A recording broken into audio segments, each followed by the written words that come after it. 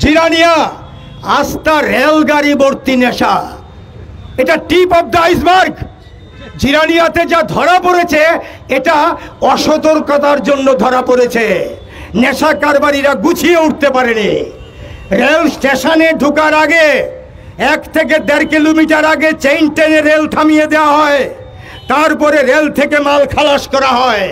কে না জানে 42 লক্ষ মানুষের রাজ্য, রাজ্যের প্রেসিডেন্টস কালার পুলিশ জানেন কিনা জানি না, আমি অন্তত বিশ্বাস করি না জানে না, আমি বিশ্বাস করি তারা জানে।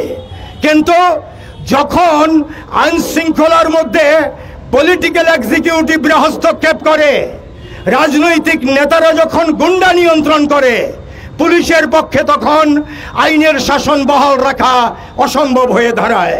এটা মানিক সরকারের গভর্নমেন্ট না, এটা দশরথ দেবের গভর্নমেন্ট না, এটা নৃপেন চক্রবর্তীর গভর্নমেন্ট না। এখনকার গভর্নমেন্ট হচ্ছে গুন্ডারা, সমাজ বিরোধীরা, দুষ্কৃতীরা ভাবছে এই গভর্নমেন্ট আমাদের কথায় পুলিশ কান ধরে উঠবে, বসবে, আমরা যেভাবে বলবো সেভাবে পুলিশ চলবে। তার জন্য ইন ফ্রন্ট অফ পুলিশ গুন্ডারা আক্রমণ করছে বিশাল করে। অটো মোটরসাইকেলে সংঘর্ষ, মোটরসাইকেলদের থেকে নেমে গাড়ির যে আরোহী শিশু নারী সহ সবাইকে বেধড়ক পেটাচ্ছে ইন ফ্রন্ট অফ পুলিশ। আমাদের প্রেসিডেন্টস কালার পুলিশ জবাব আছে? কোনো জবাব নেই, দাঁড়িয়ে দেখছে, মারছে, মার খাচ্ছে মানুষ, পুলিশ পারছে না। এই কথাটাই পুলিশ হেডকোয়ার্টার্সের সামনে আমরা বলতে এসেছি। পুলিশের অফিসাররা এসে আমাদের বলছেন এই জায়গাটা থেকে সরে দাঁড়িয়ে কথা বলতে। তো আমরা যদি এখানে না বলি, পুলিশ হেডকোয়ার্টার্সের কর্ণে কিভাবে পৌঁছবে আমাদের কথা? আমরা এখান থেকে বটতলায় মিটিং করলে আপনাদের কানে পৌঁছবে, আরে এখানে দাঁড়িয়েই তো আপনাদের কর্ণগোচর করতে পারি না। এই হচ্ছে ত্রিপুরা রাজ্যের 7 বছরের দুর্ভাগ্যজনক ইতিহাস। এটা লিখে রাখবেন, এইভাবে চলতে পারে না। এই রাজ্যের মধ্যে নেশার কারবার মোহনপুরে, গাজার ব্যবসা, গাজার চাষ, রাজনৈতিক মদতে আসাম রাইফেলস গ্রেপ্তার করেছে কোটি কোটি টাকার গাঁজা। কোথায় গেল সেই গাঁজা? শাস্তি কোথায়? অপরাধী কোথায়?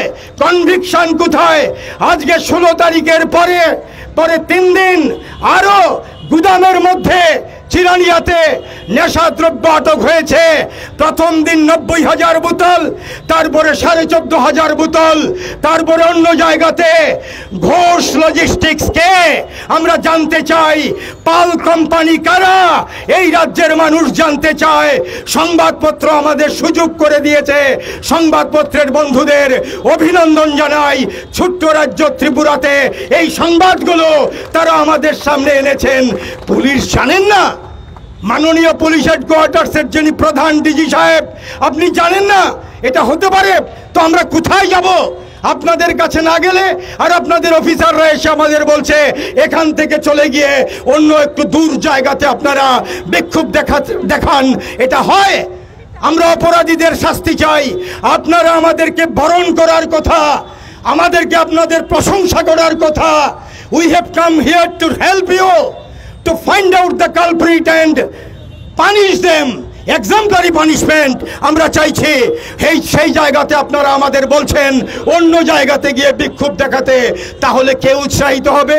গুন্ডারা উৎসাহিত হবে, দুষ্কৃতীরা উৎসাহিত হবে, যারা ড্রাগের ব্যবসা করে তারা উৎসাহিত হবে। তারা জানে আমাদের কেশাগ্র স্পর্শ করবে না কেউ, করতে পারবে না কেউ। পাচারকারী বিশালগড় থেকে বক্সনগর, এমএলএ থেকে আরম্ভ করে নেতারা যুক্ত। কে না জানে? গ্রেপ্তার কোথায়? সংবাদপত্রের মধ্যে এগুলো আসছে, আমরা তো সংবাদ মাধ্যম থেকে জানছি। যদি এগুলো মিথ্যা হয় তাহলে সরকার অস্বীকার করবে।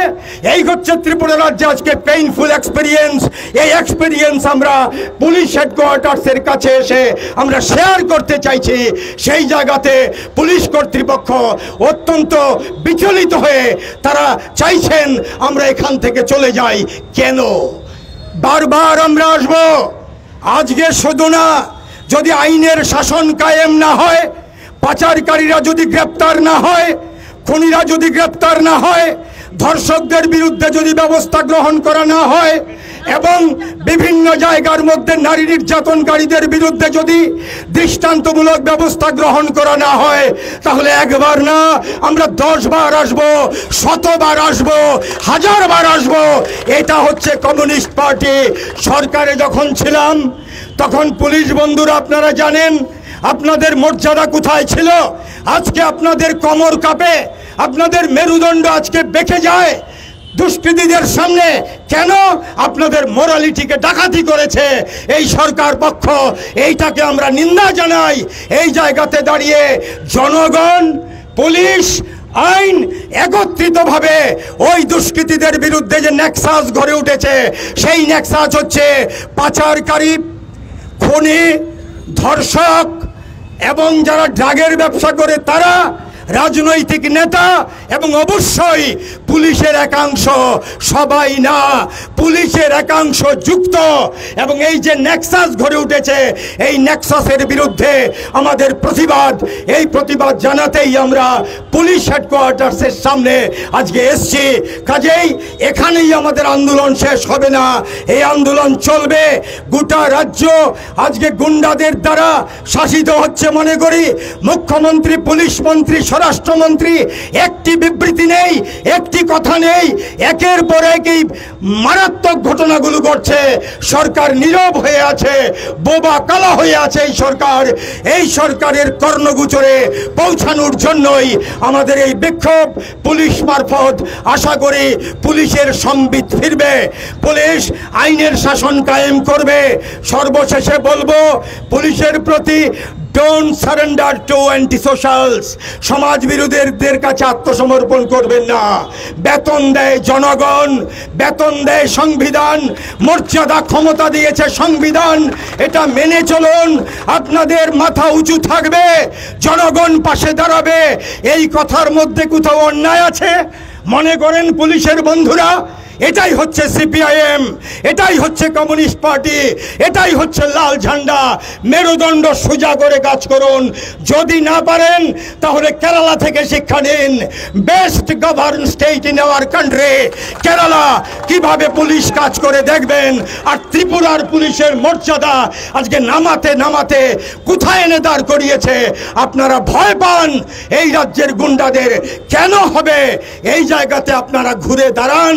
আইনের শাসন আপনারা ফিরিয়ে আনার ক্ষেত্রে যেই শপথ করে উর্ধি পড়েছেন তার প্রতি শ্রদ্ধা রেখে কাজ করুন। সর্বোচ্চ